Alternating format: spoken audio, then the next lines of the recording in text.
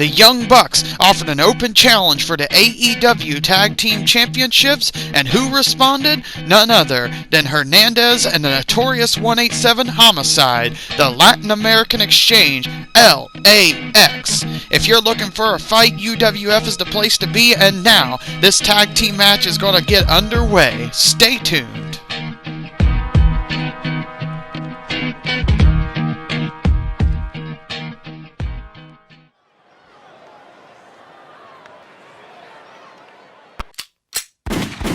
Orgullosamente Latino hasta la muerte y después. Worldwide Latino pride, the ambassadors of violence. LAX, K-Dog, the Notorious 187 Homicide. Making their entrance into UWF, they made their name in Impact Wrestling, and they're here for the chance at the AEW Tag Team Championship. Hernandez and Homicide, the Latin American Exchange, LAX. This is an interesting matchup that we haven't seen on AEW television, and really that's what's great about UWF, is that anybody can show up and anything can happen. I'm interested to see how LAX can stand up to the Young Bucks, and if they could pull the upset and take the championships off of the Young Bucks. This is an interesting match that you aren't going to see anywhere else. Stay tuned as LAX is going to face the Young Bucks for the AEW Tag Team Championships.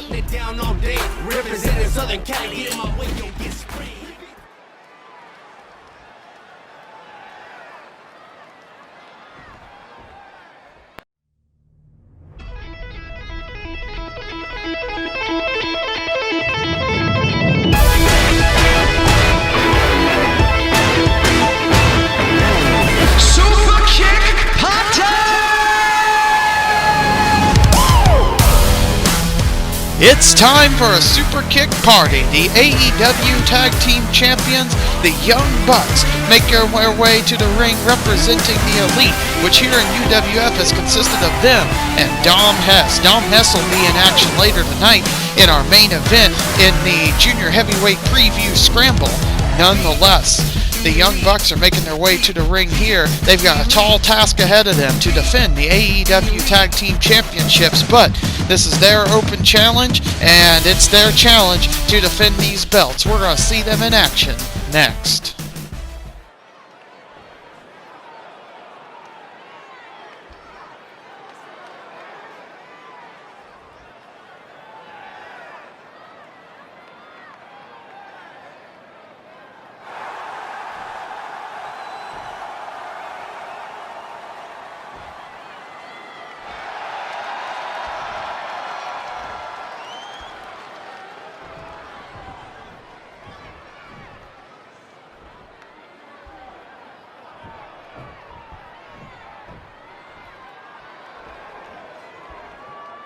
To make it to heaven somehow.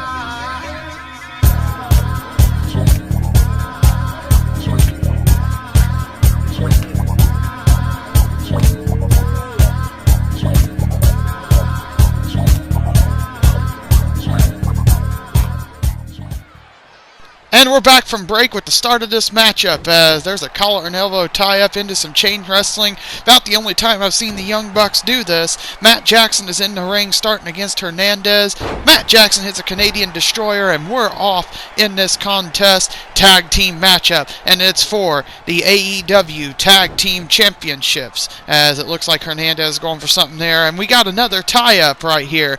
Matt Jackson is grabbing an arm, going around the back for a hammerlock, and he's going to wrench that hammerlock before kicking him off, and then going for a backbreaker, picking him up for the backbreaker right there. And you can see the Young Bucks are starting off hot and heavy, getting the upper hand against Hernandez here.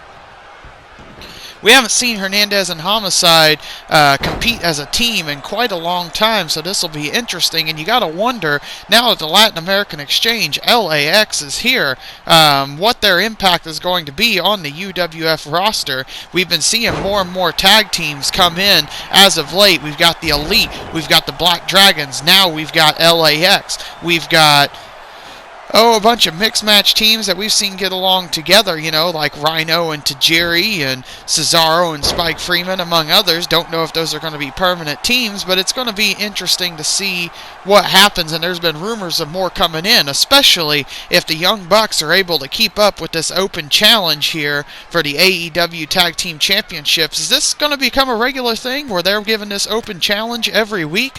Well, we'll find out. I have heard that they're going to do it for Rebellion. There's no talk on who their opponents are going to be yet, but the Young Bucks in the Tokyo Dome is just money, and Dave Meltzer is going to come in his pants when he sees what these guys can do in the Tokyo Dome. He's done so before. I expect nothing less than 5 stars.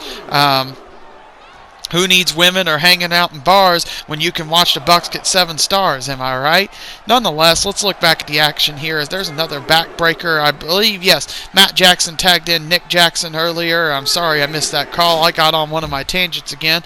That's been happening a lot this episode, which if you haven't watched this episode in order, shame on you. Go on to the playlist on YouTube and go watch the rest of these matches, as this whole show has been great. Just to give a recap, RVD defeated Jeff Hardy, and Spike Freeman defeated Tyler Breeze to enter the junior heavyweight tournament at Rebellion. Leviticus Agua defeated Carlo Moretti, and arguably what's going to be end up being the match of the night.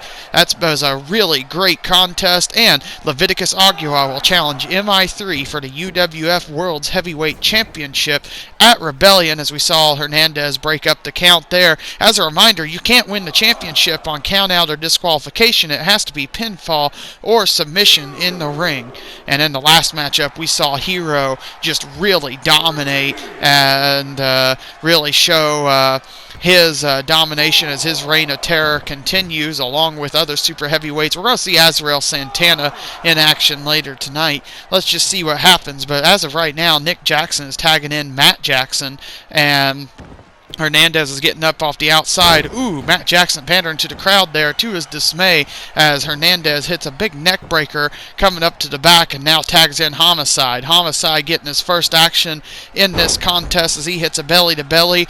Really, with the action on the outside, the Young Bucks have stayed in this, but you can see Nick Jackson took a lot of damage and he had to tag in Matt right quick.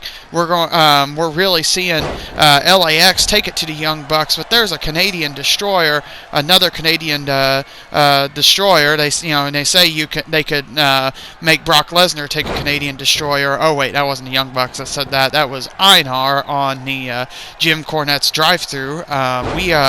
We here at UWF support both the experience and the drive-thru, although Jim Cornette hasn't responded to us about sponsorship opportunities yet. We'll see what happens on that front, as it looks like Matt Jackson is going to hit the buckle bomb into the Izaguri.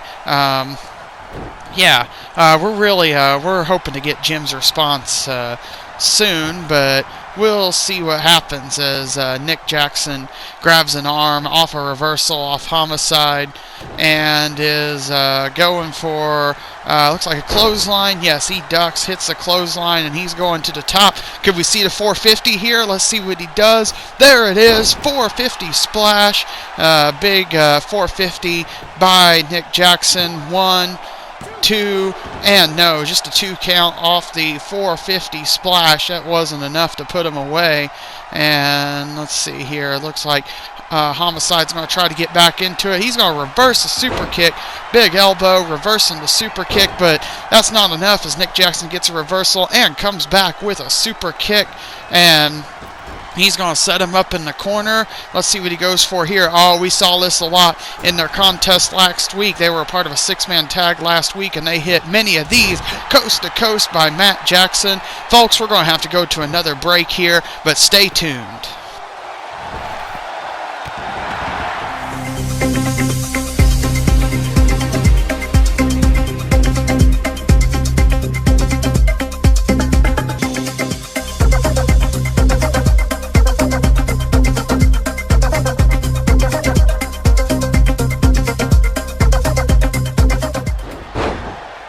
And we're back off the break as Nick Jackson's in now, and he gets the face buster on Homicide, but Homicide's going to get a couple punches there. Looks like he's going for the comeback, whipped off the ropes into the face buster. Homicide trying to come back for LAX, but wait, Nick Jackson's up. He's going for a comeback of his own. Clothesline into the super kick. We've seen a lot of super kicks in this contest so far as Nick Jackson, there's another super kick, trying to keep the Young Bucks in this. This is neck and neck, a tight contest right here, so we're going to see what happens as he's going to tag in Matt Jackson. Oh, what are they going for here? Could this be more bang for your buck? They brought this back last week. It looks like they're going to do it again. 450 splash into the moonsault, almost clear across the ring. That could be it right there. That could be the finish as he's going to knock Hernandez off the apron, and he's going to go for it. 1, 2, and no, just a 2 count off of more bang for your buck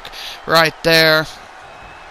And Homicide's going to try to get a punch. He's going to miss, but he's going to reverse Matt Jackson into the clothesline, and now he's going to go for the comeback as there. Well, clothesline, going for the Izaguri. No, gets reversed, and looks like we're going to get a little bit of a stare-off. Drop kick, trying to stop Homicide from getting the tag, and he does. I think that's going to be critical. Keep Hernandez out of this and try to finish off Homicide. That looks like that's what they're going for here, but Homicide's going to knock Nick Jackson off the ropes, and now he's going to bring him over. They're going to try to set up a double team maneuver.